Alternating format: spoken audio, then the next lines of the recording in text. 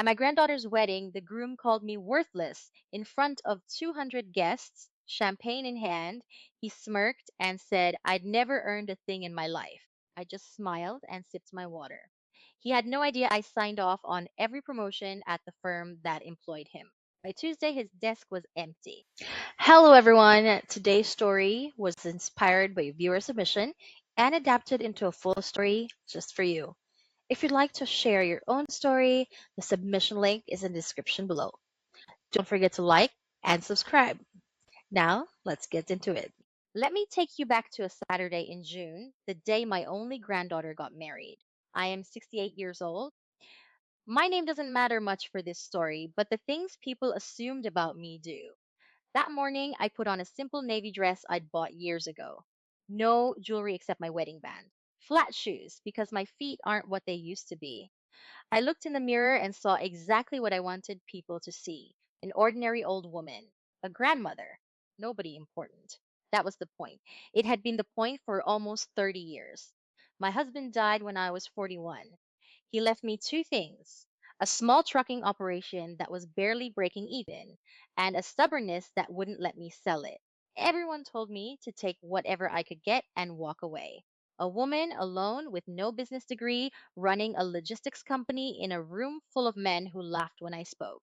I didn't walk away. I learned. I worked 16-hour days for years. I made mistakes that cost me sleep and money, and I made decisions that paid off slowly, then all at once. By the time I was 60, that little trucking operation had grown into something I never advertised. I held controlling stakes in companies across 3 states. I sat on boards. I signed papers that decided whether hundreds of people kept their jobs. But I never wore it. I learned early that the moment people see money, they stop seeing you. They smile differently. They calculate. So I kept it quiet and I lived in the same modest house I'd lived in for 40 years, and I let the world think I was just getting by on a pension. My granddaughter, Emily, was the one person I'd half considered telling. She was 26, kind, a little too eager to please. I raised her more than her own parents did after my daughter's divorce left everyone scattered. Emily and I had Sunday dinners for 15 years. She knew I worked, knew I'd had a business once, but she had no idea of the scale. I didn't hide it from her to be cruel. I just wanted for once to be loved as a grandmother and not as an inheritance. Then she met Marcus. I'd met him only twice before the wedding. Both times he talked at me rather than to me. He was 30, good looking in a polished way, and he had an answer for everything. He worked as a department manager at a firm downtown, and he made sure everyone knew he'd built himself up from nothing. He liked that phrase. He used it the way some people use a wedding ring, holding it up so you couldn't miss it. What he didn't know was the name of the parent company that owned the firm he worked for. Why would he? It was buried under 3 layers of holding companies and a board of directors whose names never made the papers. One of those names was mine. The wedding was held at a country club Marcus had insisted on, well beyond what Emily's side could comfortably afford. I noticed the bill was being whispered about. I noticed Emily looked tired under her makeup. I noticed a lot of things that day because noticing is what I do. I arrived early and sat where I was placed, near the back, at a table with distant cousins and a couple of Marcus's coworkers I didn't recognize. The ceremony was beautiful, Emily cried. I cried too, a little, because she looked happy, and that was all I'd ever wanted for her. The trouble came at the reception. Marcus had been drinking since the toast.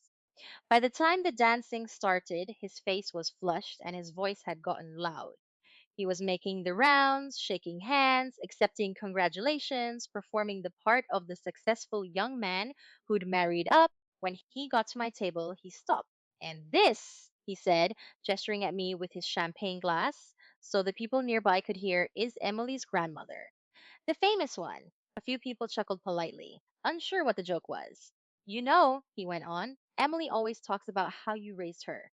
Real salt of the earth. Never had $2 to rub together, but plenty of advice, he grinned. I always say, the people who give the most advice about money are the ones who never made any. Isn't that right? I said nothing. I just looked at him. No offense, he said, in the way people say it when they mean every offense. It's just you've got to admit you never really earned anything, did you? You got by. That's fine. But this family's moving up now. Times change. The table had gone quiet. One of his coworkers stared into his drink. A cousin opened her mouth and closed it again. Across the room, I saw Emily turn, sensing something, her smile faltering. I picked up my water glass. I took a small sip. Then I set it down and smiled at him, the same calm smile I'd given 100 men across 100 negotiating tables. You're absolutely right, I said. Times do change. He laughed, satisfied, and moved on to the next table. I stayed another 20 minutes. I hugged Emily, told her she was beautiful, and meant it. Then I drove myself home in the same car I'd had for 9 years. I didn't cry. I wasn't even angry, not really. Anger is loud, and I've never had much use for loud. I sat in my driveway for a moment with the engine off, and I thought about one thing only: the name of the company that signed Marcus's paychecks. And I thought, Monday. I didn't sleep much that night. Not because of Marcus. I'd been insulted by better men than him and watched every one of them learn their mistake. I lay awake because I was thinking about Emily. You have to understand something about me. When my husband died, the worst part wasn't the grief. It was the way people treated me afterward. His business partners assumed I'd fold. The bank assumed I'd sell. Even some of my own relatives circled, asking gentle questions about the house and the insurance money, their concern thin as paper. I learned that year that most people show you who they are the moment they think you have nothing to offer them. And the ones who keep being kind when they think you're powerless, those are the ones worth keeping. That's why I never told anyone the full truth about what I'd built. Not my daughter, not my old friends, and not Emily. I wanted to know who loved me and who loved the idea of what I might leave behind. It was a test nobody knew they were taking, cold maybe, but it had never once steered me wrong. Let me tell you how the money actually happened, because Marcus had it exactly backwards. After the funeral, the trucking company had 11 trucks, 40 employees, and contracts that were slipping away because clients didn't trust a widow to deliver. So I went to every single client myself. I sat across from men who wouldn't look at me, and I told them I'd personally guarantee every shipment. When one load got damaged, I drove out at 2 in the morning to handle it myself. Slowly, the contracts stopped slipping. Then they started growing. I reinvested everything. I bought a second company when a competitor went under, then a warehouse operation, then a small firm that did supply chain consulting. I never took the flashy route. I bought boring things that made steady money and I held on to them. By the time I was 55, I'd structured the whole thing under a holding company so I wouldn't have to manage the day to day. I hired good people, I stayed on the board, and I watched the value climb year after year while I drove my old car and clipped grocery coupons because honestly, by then the frugal life was just who I was. The firm Marcus worked for, the one downtown with the glass lobby he was so proud of, my holding company had acquired a controlling interest in it 4 years ago. It was one of maybe a dozen businesses under my umbrella. I didn't run it. I didn't even visit often. But I got the quarterly reports. I knew the leadership. And when there was a decision that mattered, my vote was the one that counted most. Marcus didn't know any of that. To him, the company was just where he worked. He had no reason to connect the polished offices to the plain old woman drinking water at his wedding. The structure was deliberately invisible. That was how I designed it. The morning after the wedding was a Sunday. I made my coffee and sat at my kitchen table, the same table where Emily and I had eaten dinner every week for 15 years, and I made a decision, not out of rage. I want to be clear about that because this story could have been a different kind of story, a smaller and uglier one, if I'd let my pride run it. A man insulting an old woman at a party is not a crime. It's just rude, and the world is full of rude men who never face a consequence for it. If that had been all Marcus was, I'd have let it go. I'd been called worse and shrugged it off before lunch, but I'd watched him all night. I'd watched how he spoke to Emily, the little corrections, the hand on her arm that wasn't affection but control.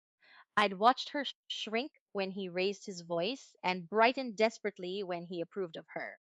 I'd seen the way he talked about money, about people who had it. and people who didn't. Like the whole world was just a ranking he was climbing. A man like that doesn't insult you because he's drunk.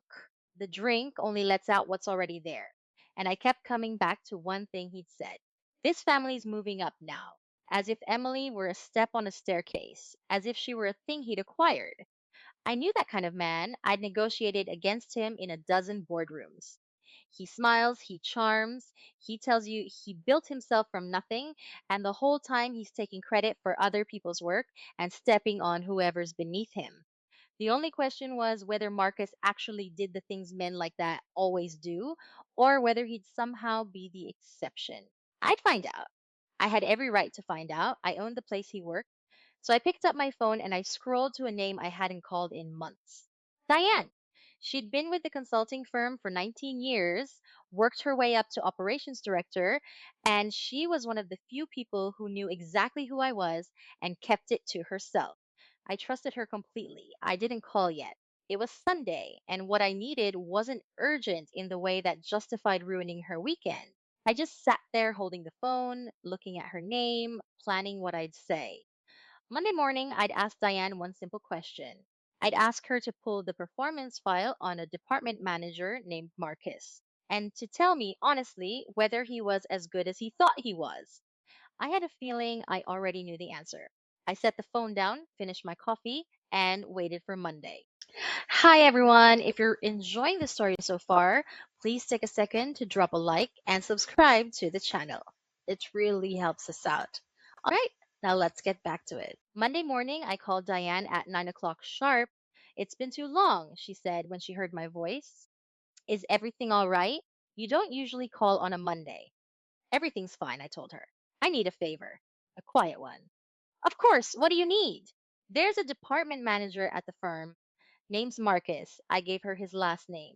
I'd like to see his performance file, his reviews, his numbers, anything HR has on him. And I'd like your honest read on him as a person, not just what's on paper. There was a short pause. Diane had worked for me long enough to know I never asked about a specific employee without a reason. But she also knew better than to ask what it was. Give me a few hours, she said. I'll pull everything and call you back. Can I ask, is he in trouble? That's what I'm trying to find out, I said. I don't want to assume anything. Just tell me what's actually there. I want to stress that last part because it mattered to me. I wasn't asking Diane to build a case against him. I wasn't asking her to dig until she found something. If Marcus turned out to be a genuinely good employee, if the numbers were clean and his people respected him, I was prepared to let the whole thing drop. I'd swallow the insult, keep my distance, and watch the marriage from afar, hoping I was wrong about him. I'd been wrong before. Not often, but it happens. But I didn't think I was wrong this time. Diane called back at 1 in the afternoon. I could tell from her tone before she said anything substantial that the news wasn't going to make Marcus look good. All right, she said. I've got the file in front of me. Where do you want me to start? The beginning. How long has he been there? 3 years. Came in as an assistant manager, got promoted to department manager about 14 months ago. She paused. And that promotion is the first thing that stands out to me, honestly. Because looking at his actual numbers, I'm not sure how he got it. Explain. His department's performance looks strong on the surface. Good quarterly results, projects delivered, but when you look closer at who did the work, it's his team. There's a woman named Carla who's been carrying most of the department's biggest accounts. There's a younger analyst, Devin, who built the system that actually improved their numbers last year. In every report, Marcus presents this work as his own. His name's on everything. Their names are barely there. I'd heard this exact story more times than I could count over the years. Go on. There have been complaints, Diane continued.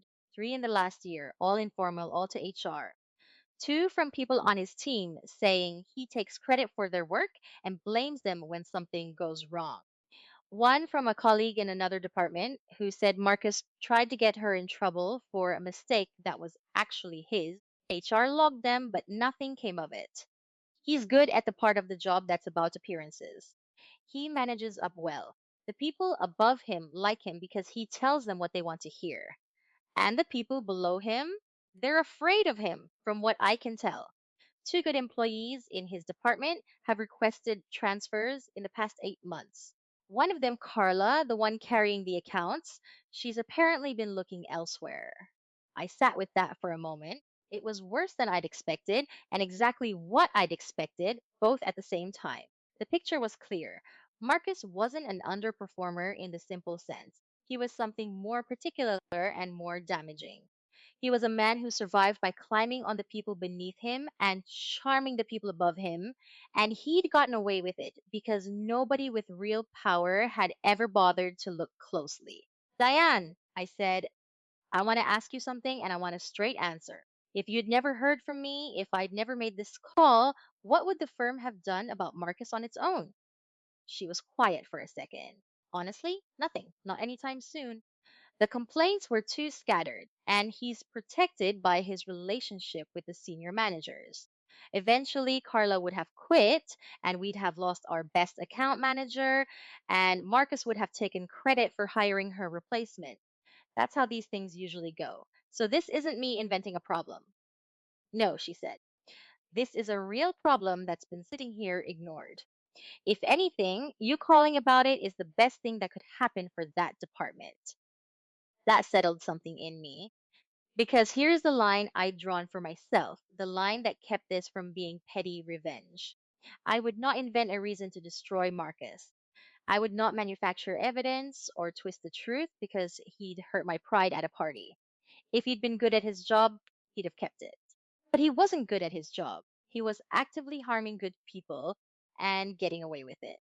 And I happened to be the one person with both the authority and the motivation to finally do something about it. I want a full formal review of his department, I told Diane, properly documented, interviews with his team, a real look at who's actually doing the work, run it the way you'd run any legitimate review. Because that's what this is. I don't want my name anywhere near it. I want this to stand entirely on its own. I can do that, she said. It'll take a couple of days to do it right. Take the time you need, I said. Do it properly. I don't want a single thing about this that anyone could ever call unfair. Understood. Then, gently, she added, whatever this is about, you sound like you're being careful. I'm always careful, I said. That's the whole secret, Diane. I'm always careful. The review was already in motion. Now there was nothing to do but wait, and waiting has never been my strong suit. So I did the thing I should have done all along, before any of this. I called Emily. She picked up on the second ring, and her voice was bright in that careful way people use when they're hoping you won't bring up something uncomfortable.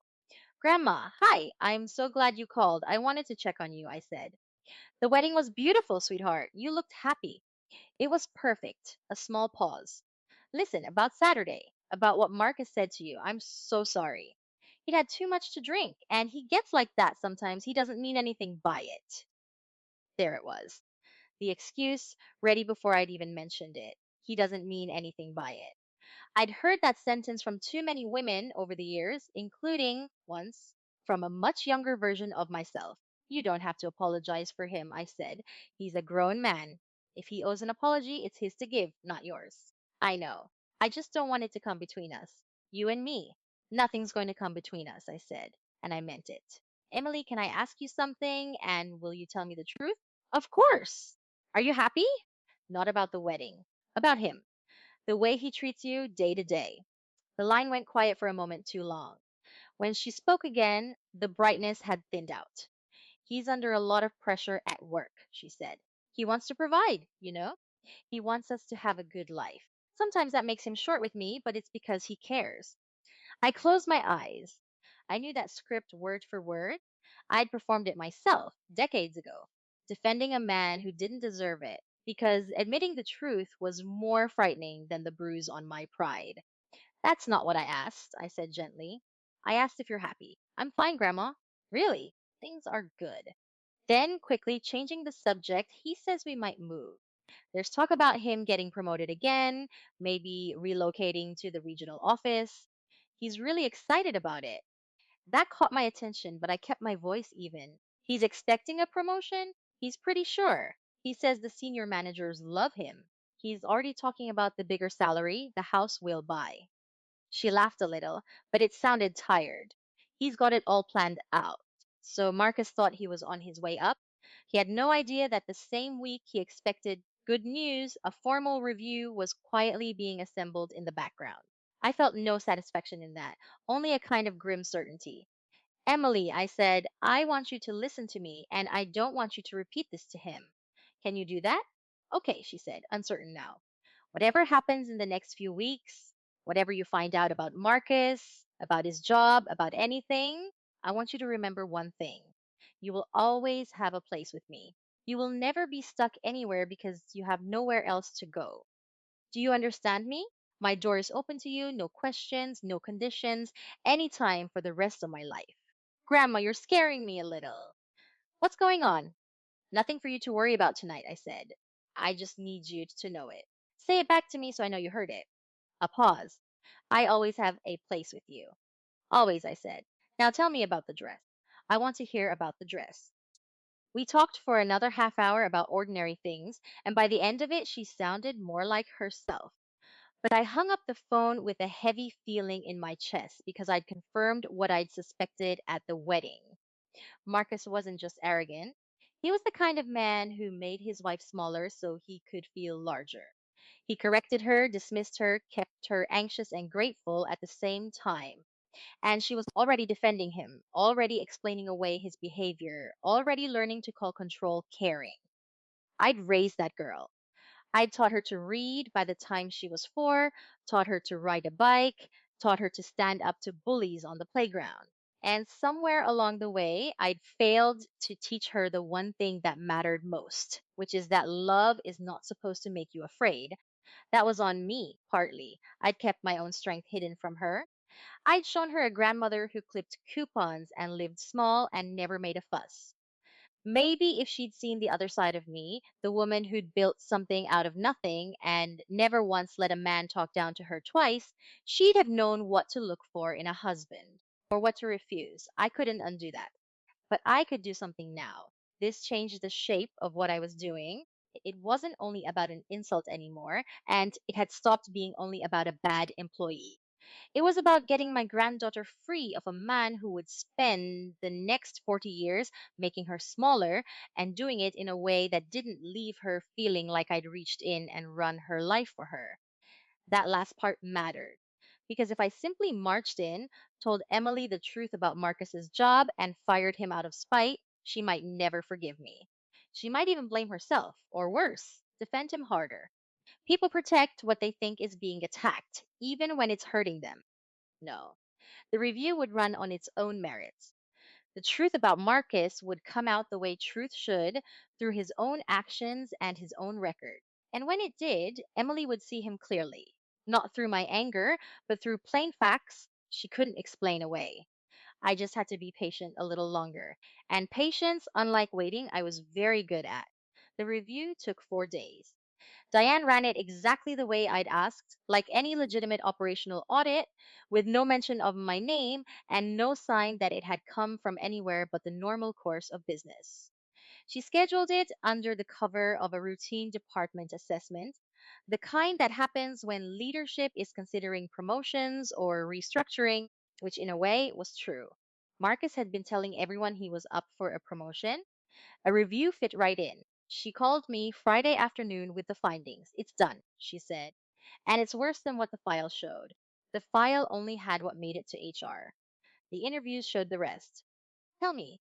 I sat down with everyone in his department. 6 people, individually, with the understanding that nothing they said would be tied back to them personally. Once they understood they were safe, it all came out. She took a breath. Carla, the account manager, has been doing the work of essentially 3 people. The 2 biggest clients the department has, the ones Marcus brags about in every meeting, she brought in and she manages entirely. He attends 1 call a quarter and then reports their success as his own leadership. She showed me email threads. The clients don't even know who Marcus is. And the young analyst, Devin, he built a tracking system last year that cut the department's processing time by nearly a third. It's the single biggest efficiency gain the firm has seen in that division in 5 years. Marcus presented it to senior management as his own initiative. Devon has the original development files, all date stamped, all under his own name from months before Marcus ever mentioned it upstairs. I'd expected something like this. Hearing it confirmed still landed hard because behind every one of these details was a real person who'd been robbed of credit by a man too lazy and too dishonest to earn his own. There's more, Diane said. Remember the complaint from the colleague in another department, the one who said Marcus tried to get her in trouble for his mistake? I found the paper trail. He misfiled a client contract, it cost the firm a penalty, and he doctored the email timeline to make it look like she'd handled it. She kept the original emails. She'd been too afraid to push it because he'd told her directly that he had friends in senior management who'd back him over her. He threatened her. In so many words, yes. And she's not the only one. Two other employees mentioned that Marcus has a habit of reminding people who his allies are. He runs the department on fear, produces just enough visible results to keep the people above him happy, and terrorizes the people below him into doing the actual work while he takes the credit. I sat at my kitchen table and looked out the window at the yard my husband and I had planted 40 years ago. I felt the old, cold clarity settle over me, the same feeling I'd had across every negotiating table where the other side thought they were smarter than me. Diane, I said, I need you to be completely honest about one thing. Is any of this exaggerated? Are these people piling on because they finally got a safe chance to complain? Or is the evidence solid? The evidence is solid, she said without hesitation. The complaints are corroborated by documents, not just by each other. The date stamped files, the original emails, the doctored timeline, those aren't opinions.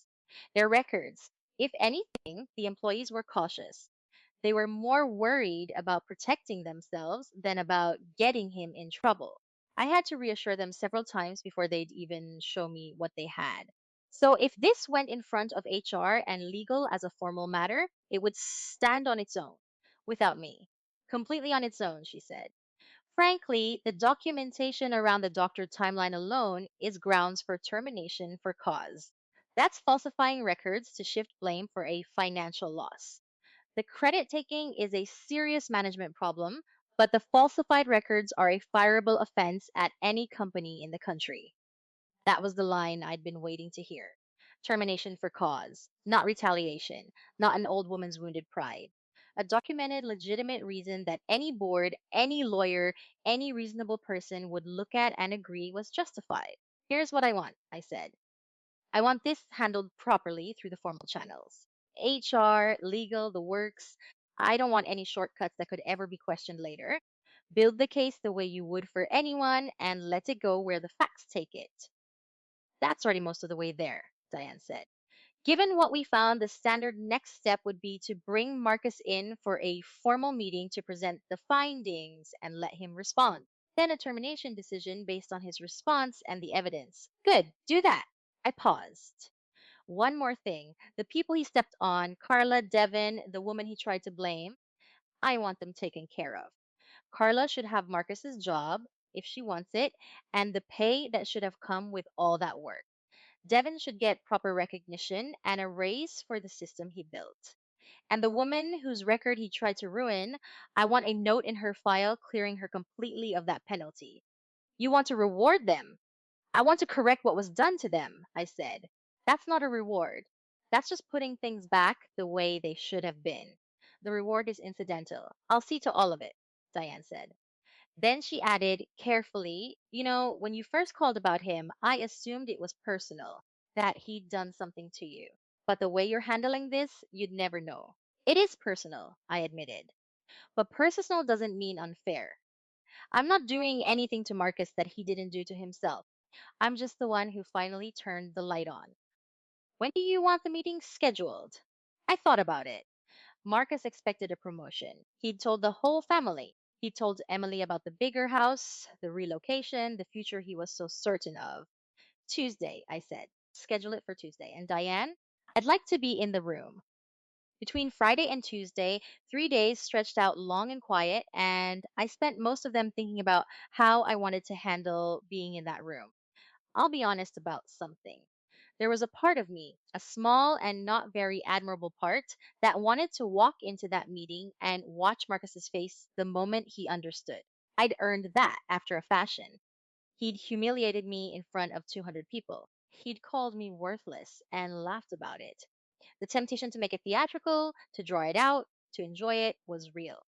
But I've lived long enough to know that the satisfaction of being cruel never lasts as long as the cost of it.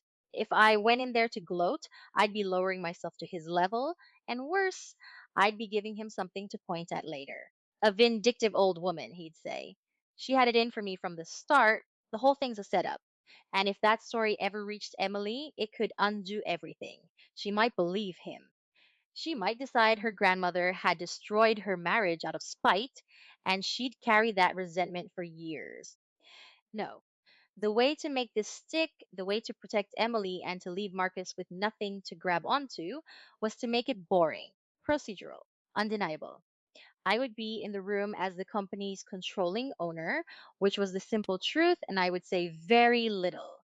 I'd let the evidence do the talking. The facts didn't need my anger to be devastating. They were devastating all on their own. I also kept thinking about the timing.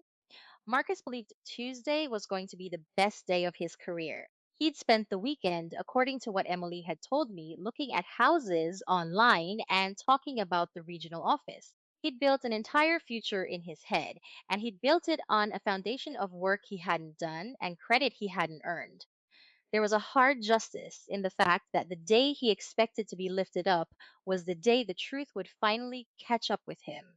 I didn't arrange it that way to be cruel. I arranged it that way because the review was finished and there was no honest reason to wait. But I won't pretend I didn't notice the symmetry. On Sunday, Emily called me. That worried me more than anything else that weekend. Marcus is so nervous about tomorrow, she said. Well, not nervous, he's confident, but keyed up. He keeps saying this is the meeting that changes everything for us. Does he know what the meeting is about? I asked carefully. He says it's about his promotion. They scheduled a formal review of his department a few days ago, and he's sure it's the lead up to making it official. He's been telling everyone. He even called his mother. I felt a small pang then, not for Marcus, but for the people around him who'd believed him. His mother, picturing her son's big day. Emily, hoping the promotion might make him easier to live with. The whole structure of lies he'd built had pulled other people into it, and when it came down, it would land on them too, at least a little. Emily, I said, no matter what happens tomorrow, I want you to remember our conversation about always having a place with me. You keep saying that, she said, and there was an edge of worry in her voice now. Grandma, is something wrong? Do you know something? I had to be careful here. I would not lie to her. But it wasn't time yet. I know that life surprises people, I said. And I know that when it does, the most important thing is to have someone in your corner who loves you no matter what. That's all I'm telling you. I'm in your corner. Okay, she said softly. I love you. I love you too, more than you know. After I hung up, I sat for a long while. I want to be clear that I never once considered calling it off out of pity for Marcus. The man had falsified records to destroy a coworker's reputation. He'd built his career on theft, plain and simple, stealing other people's work and other people's credit. He'd terrorized good employees into silence. None of that became less true because his mother was proud of him or because he was nervous and hopeful on a Sunday night. A person's consequences belong to them, no matter how many other people they've managed to involve in their lie. What I considered instead was whether I was doing this for the right reasons. I'd drawn a line for myself at the start that I wouldn't manufacture anything, that I'd only act on what was genuinely true and genuinely wrong. I went back over that line a dozen times that weekend, and every time the answer was the same. I hadn't invented a single thing. The review would have damned him with or without my involvement. All I'd done was make sure someone finally looked. If anything, the firm should have caught him years ago. My only real role had been to refuse to look away the way everyone else had. Monday came and went. I went over the documentation Diane sent me one more time, the date stamped files, the original emails, the doctored timeline laid next to the real one. It was airtight. There was nothing in it that depended on my word or my feelings. It was just the truth, organized. Monday night, I laid out my clothes for the next day. Not the plain navy dress from the wedding, a different one. A charcoal suit I'd bought years ago for the boardroom, the kind of suit I wore when I needed people to understand exactly who they were dealing with. I hung it on the closet door and looked at it for a moment. Tomorrow, Marcus would walk into that meeting expecting to be told he was moving up. Instead, he'd find out who I really was, and then he'd find out what worthless actually looks like. Tuesday morning, I drove downtown to the building Marcus was so proud of. The glass lobby really was impressive. I'd seen it before, but not often. I rarely came in person. There was no need, but today there was every need. The receptionist didn't recognize me, which I expected and frankly preferred. I gave my name, and I watched her face change as she checked it against whatever list she had. Whatever it said next to my name made her sit up straighter and offer to walk me up personally. I told her I knew the way. Diane met me outside the conference room on the fourth floor. She looked composed, but I could see the tension in her shoulders. This was a big day for her, too. She'd run this whole thing cleanly, and now it came down to the part where it all became real. He's not here yet, she said. He's due in 10 minutes. HR is already inside. Legal's on call if we need them. Everything's documented and ready. Who's in the room? Myself, the head of HR, and the senior manager who's been Marcus's biggest supporter. I thought he should be there to see the evidence for himself. He's the one who's been protecting Marcus, even if he didn't know what he was protecting. Good thinking, I said. Does Marcus know I'll be there? He has no idea who you are at all. As far as he knows, the owner is some faceless holding company. I didn't tell him anyone special would be present. He still thinks this is about his promotion. I nodded and went in. The conference room had a long table and a wall of windows looking out over the city. I took a seat at the head of the table, the far end from the door, where Marcus would be able to see me clearly the moment he walked in. The head of HR, a calm woman named Patricia, sat to my right with a thick folder in front of her. The senior manager, a man named Greg, who looked like he'd been told just enough to be nervous, sat across from her. Diane took the seat beside me. We waited. At 9 o'clock exactly, the door opened and Marcus walked in. He looked good. Pressed suit, fresh haircut, the confident stride of a man who thinks he's about to be rewarded. He had a leather folder under his arm, probably notes for the promotion conversation he expected to have. He was smiling. The smile lasted about 2 seconds. He saw Greg first and nodded at him, the friendly nod of an ally. He saw Patricia and registered HR with a flicker of mild surprise but no alarm.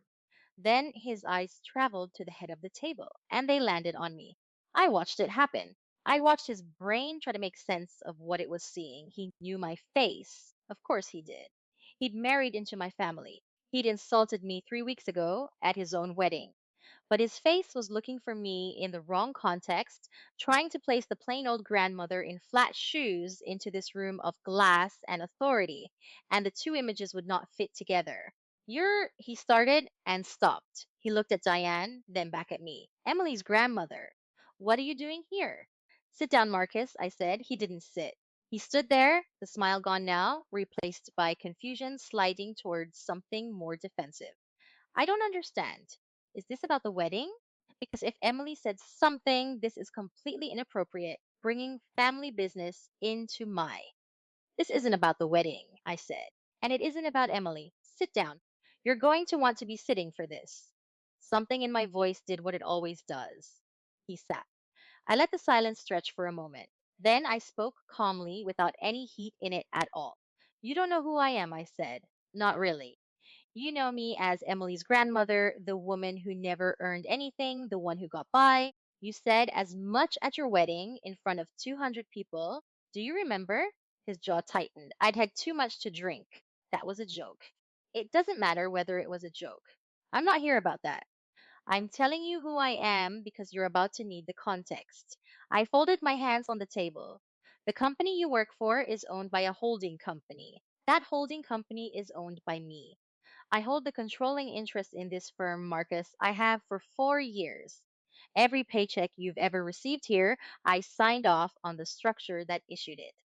I watched the color drain out of his face. He looked at Greg, at Patricia, at Diane, searching for someone to tell him this was a mistake or a joke. Nobody did. That's not possible, he said quietly. It's entirely possible, I said. I built this from a trucking company my husband left me when I was 41. I've spent 30 years acquiring businesses and keeping quiet about it. You never knew because there was no reason for you to know. You only knew the version of me I let the family see, the worthless old woman. I let that sit. You were wrong about a lot of things. But we're not here to talk about my net worth. We're here to talk about yours, about what you've actually been doing in this building for 3 years. Patricia opened the folder. This meeting isn't about a promotion, I said. I know that's what you were told to expect. I know that's what you told your family and your mother and my granddaughter. But that's not what this is. Marcus's hands had gone still on the table. He stared at the folder like it might bite him. This, I said, is a review of your work, your real work. And I think you already know it isn't going to go the way you hoped. I nodded to Patricia. Let's begin, I said. Patricia went through it methodically, one document at a time, in the flat professional tone of someone who has delivered hard news before and knows the calm is what makes it land. She started with the credit taking.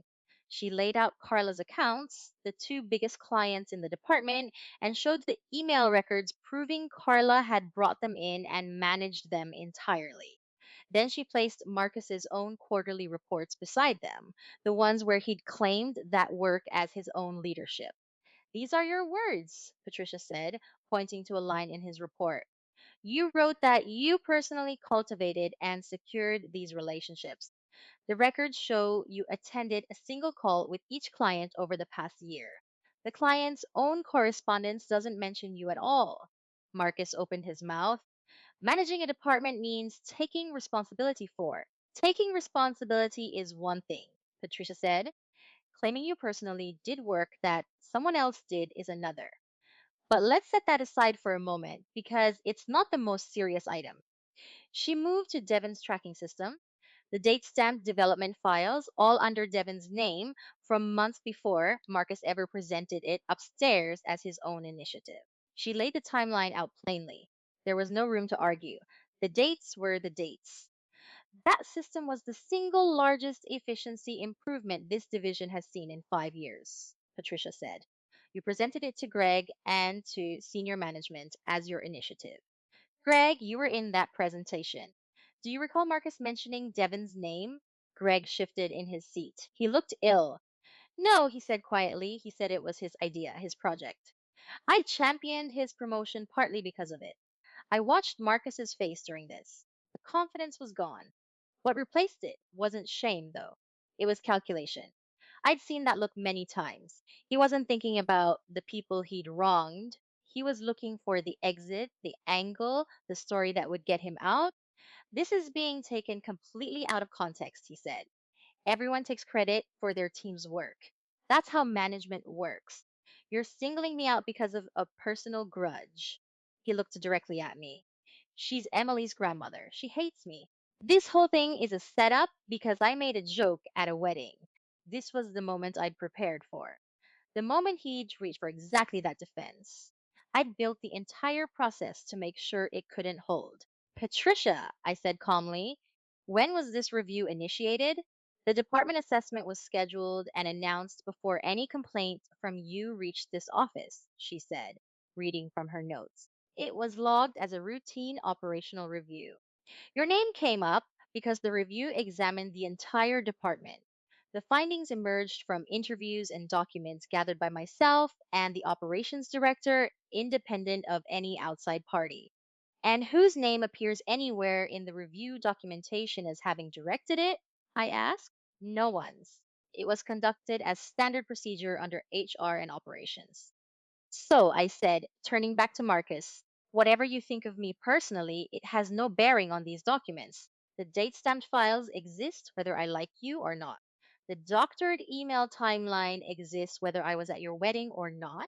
You can dislike me all you want. It doesn't change a single record in that folder. That landed. He had no answer for it because there wasn't one. Patricia turned to the last and most serious item: the misfiled contract, the penalty the firm had paid, and the doctored email timeline Marcus had created to shift the blame onto a colleague. She laid the original emails next to the altered ones. The colleague had kept her copies. The discrepancy was obvious and deliberate. Timestamps changed, the order of messages rearranged to make it appear the colleague had handled something she never touched. This is falsification of company records to shift responsibility for a financial loss onto another employee, Patricia said. This isn't a matter of management style or department culture.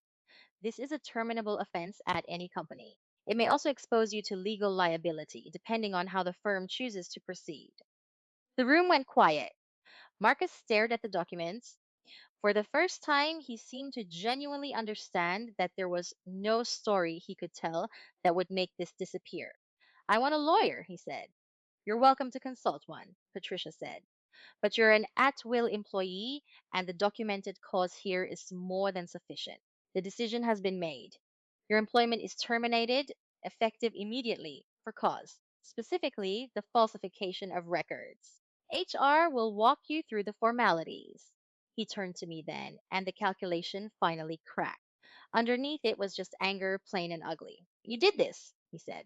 You ruined my whole career over a joke. Do you have any idea what you've done?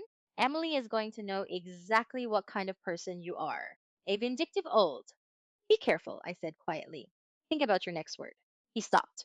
I didn't ruin your career, Marcus, I said. You did that yourself years ago every time you stole someone's work and lied about it. I didn't write a single one of those emails. I didn't doctor that timeline. I didn't make you take credit for Devon's system. All I did was decline to look away from it the way everyone else in this building did. If you want to be angry at someone, find a mirror. Emily will never forgive you, he said. That's between Emily and me, I said. But I'd think hard about whether you want her looking too closely at what you've done, because everything in that folder is going to be a matter of record. I stood up. The meeting was over for me. Patricia and Greg would handle the rest. You called me worthless, I said, gathering my things. I've never spent much energy proving people wrong. But just this once, I made an exception. I walked out and left him sitting there with the folder. I knew Marcus would get to Emily before I could. Men like him always move fast when they're cornered, and the story he'd tell would be the one where he was the victim. I'd planned for that too. There was nothing I could do to stop him from talking to her first. What I could do was make sure that when she came looking for the truth, it would be waiting for her, plain and complete. She called me that evening. I could hear she'd been crying before she said a word. Grandma! Her voice was shaking. Marcus got fired today. He says you did it. He says you own his company and you fired him because of the wedding. He's saying horrible things about you. Is any of it true? I decided beforehand exactly how to handle this. I would not defend myself with emotion. I would not match his version of the story with my own version. I would give her facts and let her decide, the same way I'd given the firm facts and let the evidence decide. Some of it is true, I said. I do own the company he worked for. I have for years. And I was in the room when he was let go today. So, in that sense, yes. But before you decide what that means, I want you to do something for me. What? I want you to ask Marcus to show you exactly why he was fired. Not his explanation. The actual documents, the review found specific things, Emily. There are records. Ask him to show you the email timeline he created. Ask him about a coworker named Carla and an analyst named Devon. Ask him why two people requested transfers out of his department in the last year. Don't take his word for any of it, and don't take mine. Ask for the proof and look at it yourself. She was quiet. He says you set him up, that you hated him from the start. Do you think I'm the kind of person who manufactures evidence to ruin someone? I asked. Truly, you've known me your whole life. Have I ever lied to you? A long pause. No, she said. You haven't. Then I'm going to tell you the truth, and you can verify every piece of it. Your husband was fired because he falsified company records to blame a coworker for a mistake that cost the firm money. That's a fireable offense anywhere. He also spent 3 years taking credit for the work of the people under him and treating them badly enough that the good ones tried to leave. The review that found all this was started before he ever knew I had anything to do with the company. My name isn't on any of it. I made sure of that on purpose, Emily, because I knew that someday you'd want to know whether it was fair. It was fair. You can check it yourself. Then why were you there? She asked. If your name wasn't on it, why were you in the room? It was a good question, an honest one. I gave her an honest answer. Because at your wedding, he stood in front of 200 people and called me worthless, I said. And I'll admit that's what made me look closely at him in the first place. I won't pretend otherwise. But Emily, listen carefully, because this is the part that matters. I didn't decide his fate, I only decided to look. And when I looked, I found a man who'd been hurting people for years and getting away with it. If I'd looked and found a good man who'd simply been rude to me at a party, I'd have done nothing. I swear that to you. The insult is why I looked. What I found is why he's gone. She started crying again, but it was different now. Not the panicked crying of someone defending a story. The slower kind, the kind that comes when something you didn't want to see is becoming impossible not to. There's more, isn't there? She said, about how he is. With me, I closed my eyes. I noticed some things, I said carefully, but I'm not going to tell you what to think about your own marriage. That's yours to see. I'll only say this. The way he treated the people who worked for him, the lying, the blaming, the need to look bigger by making others smaller. People don't keep that at the office, Emily. They bring it home. There was a long silence on the line. He's been awful since he got home, she finally said very quietly. Throwing things, screaming that his life is over, that you destroyed everything. He didn't ask me how I felt. He didn't ask about anything except how he was going to get back at you. Her voice broke. When you said at the wedding I'd always have a place with you, and on the phone all those times, you knew you were trying to tell me. I was trying to make sure you'd never feel trapped, I said. Whatever you decide about Marcus, I need you to decide it freely. Not because you're afraid, and not because of money, and not because of me. If you want to stay and try to fix it, I'll respect that, and I'll still love you. If you want to leave, I'm here today with the door open exactly like I told you. He asked for the documents, she said. When I told him I wanted to see them, he got so angry. He wouldn't show me anything. She drew a shaky breath. An innocent man would have shown me, wouldn't he? I didn't answer that. She already knew. I need to think, she said. I need to get some things, and I need to think somewhere that isn't here. Do you want me to come get you? No, she said. I can drive. Can I come to your house? Sweetheart, I said, you never have to ask. She showed up 2 hours later with a suitcase. I didn't say I told you so. I just put the kettle on and let her talk until 3 in the morning. Emily stayed with me. One night became a week, and a week became the decision she'd been circling around since the moment she asked Marcus for the documents and he refused. She filed for divorce a month later. It wasn't dramatic, the way Marcus had made everything dramatic. It was quiet and deliberate, which I think surprised her because she'd expected leaving to feel like falling.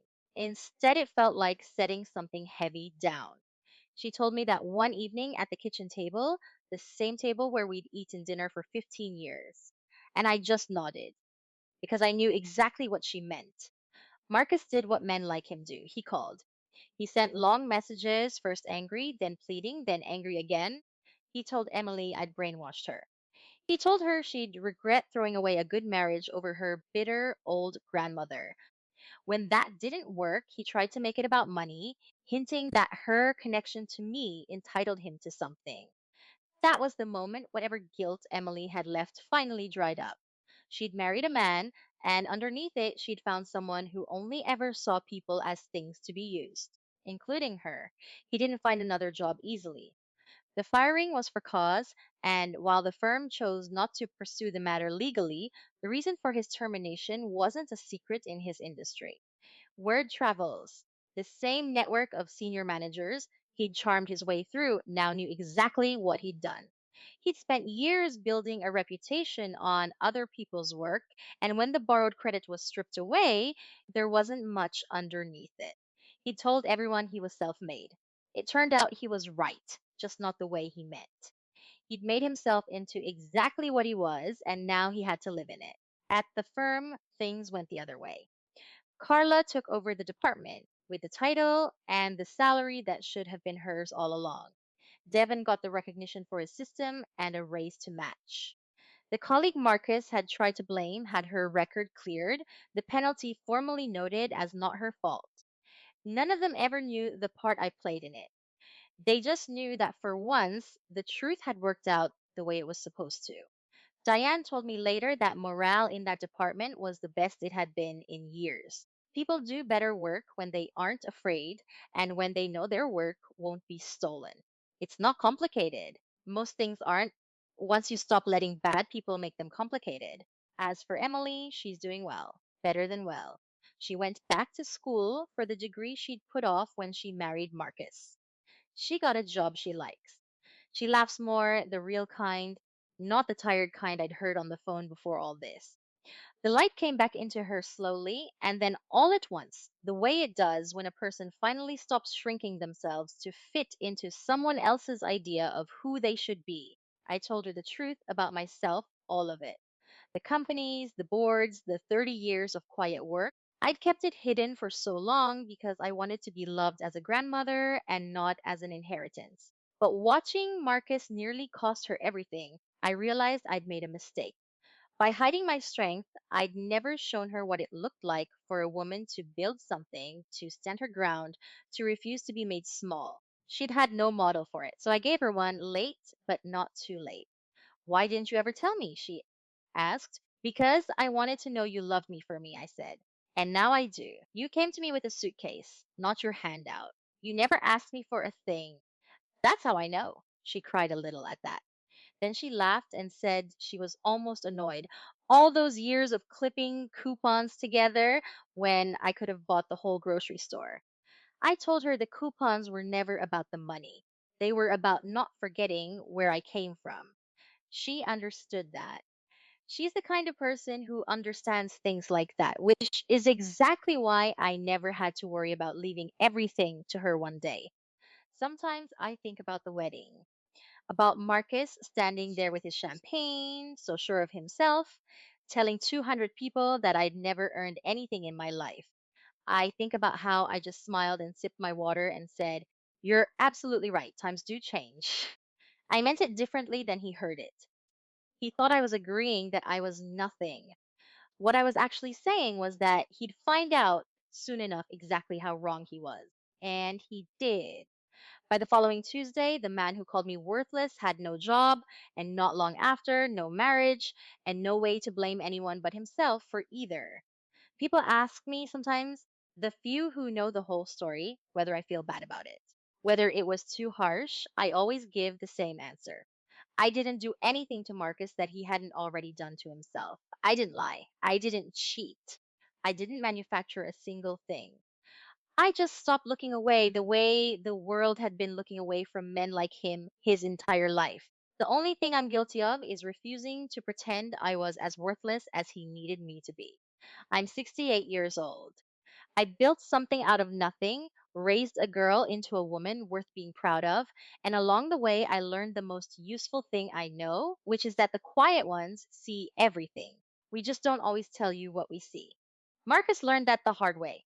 And me? I went home, made a cup of tea, and slept just fine. If you enjoy this video, please like and subscribe to the channel. See you in the next video.